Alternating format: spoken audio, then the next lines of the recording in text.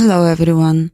Today's story is about a young man who everyone believed to be a fool, but he proved them otherwise. Viewer discretion is advised as folk stories may not be suitable for all ages. Enjoy. Sivko-Burko, a Russian folk tale. An old man lived with his 3 young sons. The youngest of them was called Ivan. Ivan was very lazy, and people called him Ivan the Fool. He spent all his time lying on the warm stove, picking his nose. The old man was very old, and he knew his end was near, so he called all his sons to his bedside. "My boys," he told them, "when I am gone, I want each of you to come to my grave and spend one night there." Even though it was an unusual request, the young men agreed to fulfill their father's wish. Soon the old man died and was buried.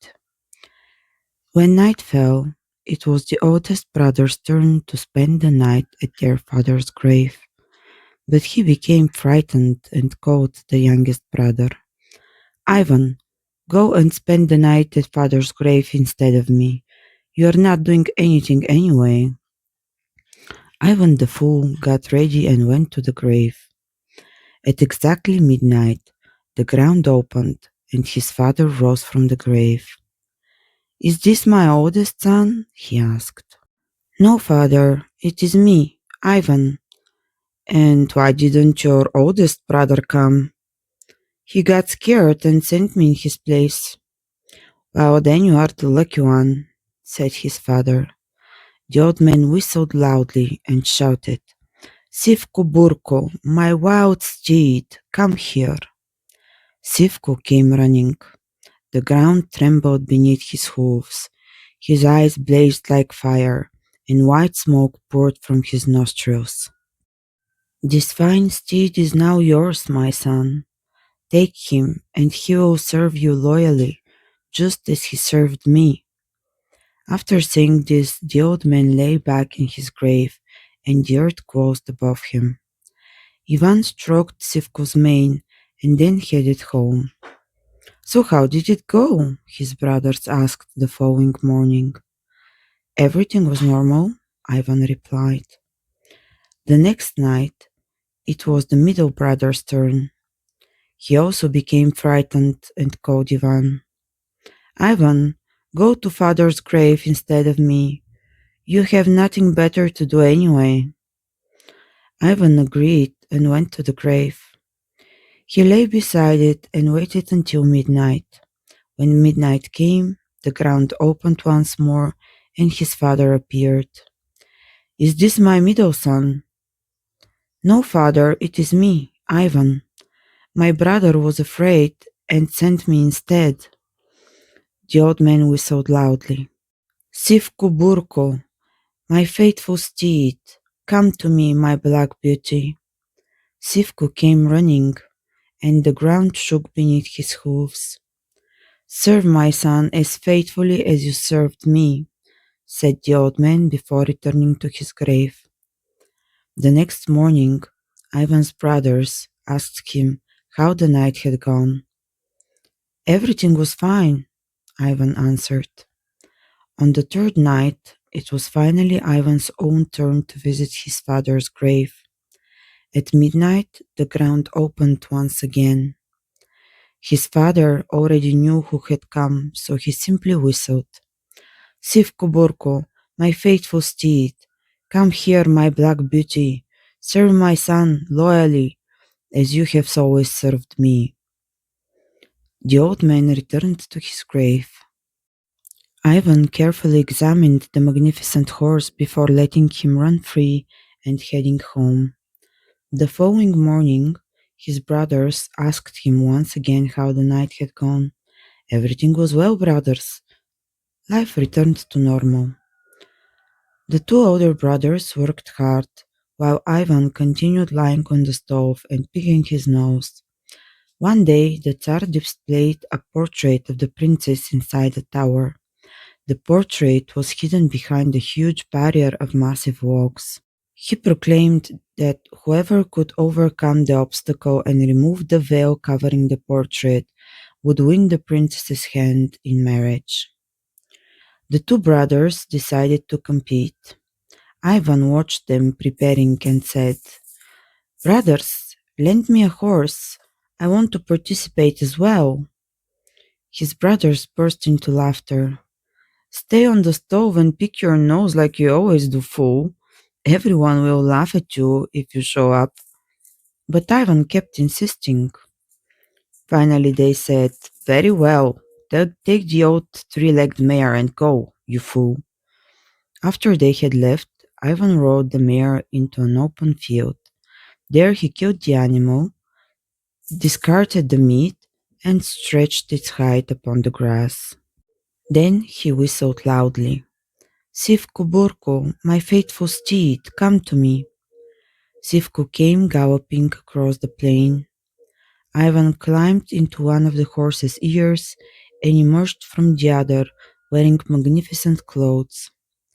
He mounted the mighty steed and rode toward the palace. A huge crowd had gathered there. Everyone turned their heads when they heard the thunder of Sivkov's hooves. The horse leaped over the enormous pile of logs and landed only 3 feet short of the princess's portrait. Before anyone could react, Ivan had disappeared. He returned to the open field, released Sivko, and quietly went home. When his brothers returned, they could speak of nothing else. "There was a magnificent young man riding the finest horse we've ever seen. He almost reached the portrait in a single leap. He will surely return." Ivan smiled. "Brothers, wasn't it me, this mighty guy?" His brothers laughed until tears rolled down their faces. Sometime later, the Tsar announced the contest once again. No one had yet succeeded. The brothers prepared to leave. "Brothers, lend me a horse, I want to go too." "Stay home, fool, and keep picking your nose." But Ivan insisted until they finally gave him an old lame nag. He dealt with the horse exactly as he had before. Then he called, "Sivko-Burko, my faithful steed, come to me." The ground trembled as Sivko appeared. Ivan climbed into the horse's right ear and emerged from the left, dressed more splendidly than ever. He mounted the horse and rode to the palace. This time Sivko leaped even further. He came within only 2 logs of reaching the portrait. Then Ivan disappeared once more. That evening his brothers returned home, full of excitement. "That wonderful young man almost reached the portrait this time. He'll surely come back." Ivan smiled. "Brothers, are you certain it wasn't me?" His brothers laughed. "We're quite certain. That young man wasn't picking his nose." Time passed, and since no one had yet revealed the princess's portrait, the Tsar announced the contest for a third time.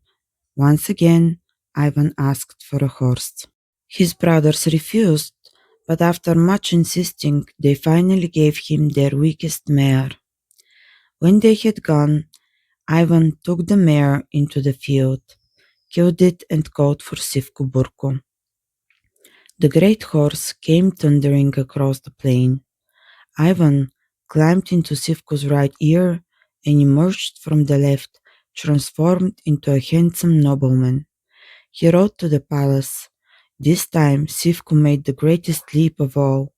Ivan reached the portrait, removed the veil, looked upon the princess's beautiful face, took the veil with him, and quietly returned home. He hid the veil where his brothers would never find it. When they returned, they could hardly contain themselves. "The mysterious rider did it. He revealed the princess's portrait." Ivan smiled again. "Brothers, are you sure it wasn't me?" They laughed. "Yes, because that young man wasn't picking his nose." Soon afterward, the Tsar held a magnificent ball, inviting both the rich and the poor. Ivan's brothers attended, and Ivan quietly followed them. The princess, disguised as an ordinary servant, walked among the guests, pouring beer and waiting for the mysterious young man to present the veil. No one did. A few weeks later, the Tsar held another grand feast. Once again, the princess served beer to the guests. At first, she didn't notice Ivan, who sat by the stove with messy hair and dirty clothes. She grew worried. She wanted to marry the man who had won the contest, yet no one had come forward. As she walked through the hall, she finally noticed Ivan. She approached him and offered him a cup of beer. Ivan quietly reached into his clothes, took out the veil, and handed it to her. The princess rejoiced, for she had finally found the man she wished to marry. Before long, they were married. Ivan exchanged his ragged clothes for magnificent garments and became a handsome young man whom everyone admired and respected. And at last, his brothers understood what their father had truly meant when he asked them to spend the night upon his grave. Thanks so much for watching, everyone. Have a nice day. See you next time. Bye.